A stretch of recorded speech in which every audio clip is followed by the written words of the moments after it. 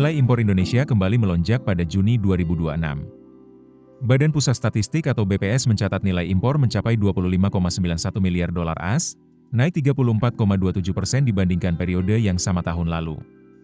Lonjakan terbesar berasal dari impor minyak dan gas atau migas, yang meningkat lebih dari 105%.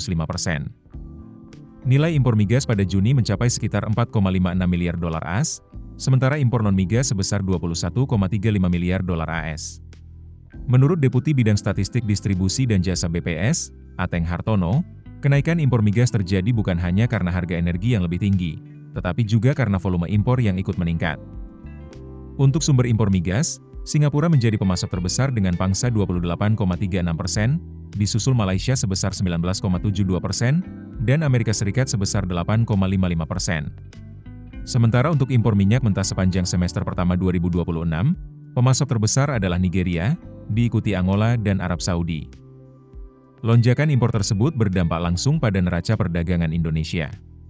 Pada Juni 2026, Indonesia mencatat defisit perdagangan sebesar 450 juta dolar AS, karena nilai impor sebesar 25,91 miliar dolar AS lebih tinggi dibandingkan ekspor yang mencapai 25,46 miliar dolar AS.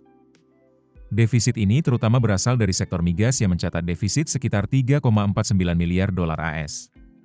Meski demikian, sektor non-migas masih menjadi penopang utama dengan surplus sekitar 3,04 miliar dolar AS, didukung ekspor bahan bakar mineral, minyak nabati, serta besi dan baja. Secara kumulatif, kondisi perdagangan Indonesia masih positif.